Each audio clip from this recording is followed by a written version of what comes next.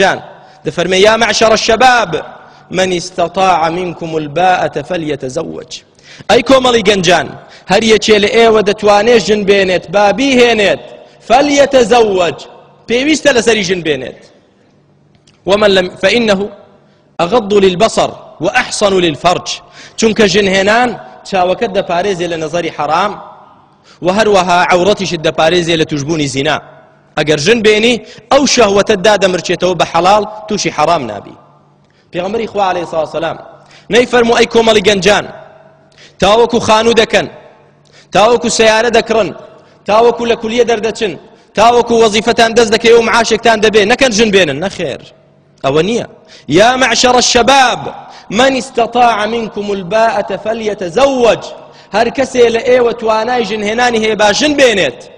جا یاخوا لە پۆلیسەی متەوەسڵە دەبێت یاخوا لە 4 دەبێ و یاخوا لە 2 دەبێ کە گەنج بێت و توانای ژنهێنانی هەبێ پێویستە لەسەری ژن بێنێت.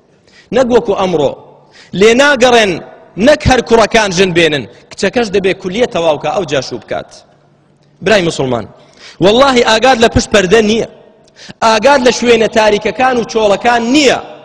چ دەکرێت لە زۆر لە دانیشگاکان لە زۆر لە جامیعەکان و کولیەکان لە زۆرێک لە قوتابخانەکان خوابمان پارێزێ لە هەموو وڵاتان نەک تەنها لە وڵاتی ئێمە. کەواتە فێڵ لە خۆت مەکە خیانەت لە کوڕ و کچەکەت مەکە.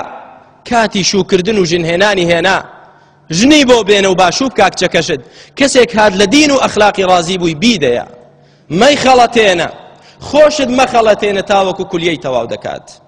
چونکە ئەوە وەکو ئەوە وایە کەسێک بێنیت بیخەیتە ناو ئاگرێکەوە تۆزێکیش بەنزینی پێداکەی بژڵێی نەکەی بسووتەی کچی من دەچیتە قوتابخانە ئەوەتە خۆت دەڕازێنیتەوە زۆر بە جوانی لە قوتابخانەش کوڕی گەنجی زۆر جوانی تێدایە بەتەنیش یەکی شەوە دادەنیشن بەتەنهاش دەڕۆی بۆ ئەو شارە بەتەنهاش دێتەوە بەزاگال لە خۆت بێت شتی خراپە نەکەی کچم نایکات باش والله إلا من رحم الله إلا مەگەر یەکێک خوا ڕەحمی پێ بکا و بیپارێزێت دەناکە تۆیەکی پیر لەو شوێنە و لەو حاڵەتە دانێن لەوانەیە تووشی گوناهبی چ جای گەنجێک کە لە هەموو ڕوانگەیەکەوە قووەتی تێدایە نەک تەنها قووەتی لاشە قووەتی شەهوەت و ئارەزووشی تێدایە.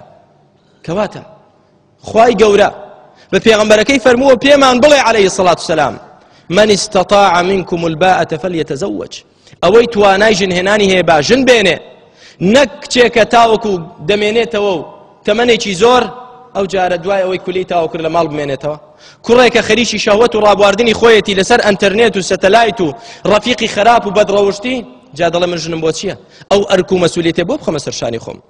ڕەحمەتی خوا لە هەموو لایەکتان کاری ژنهێنان و شوکردن ئاسان بکەن مەی بەستەوە بە 100 مسقال و 500 مسقال مەی بەستەوە بە کۆمەڵێک مەرجی قورس ئەو مەرجەی کە پێغەمبەری خوا دایناوە عەلەیهی سڵاتو وسەلام إذا جاءكم من ترضون دينه وخلقه فزوجوه ئەگەر کەسێک هات لە دین و ئەخلاقی ڕازی بووین بەس دین و ئەخلاق بیدەنێ مەڵێ وەڵا دۆڵەمەند نییە مەڵێ وەڵا سەیارە و قەسری نییە ئەگەر وا بکەی زەرەر لە کچەکەی خۆت دەدەی هەر وەکو چۆن زەرەر لە کوڕی خەڵکیش دەدرێت بۆ چونکە ئەرچی ژنهێنانیان نییە زۆر قورسە لەسەر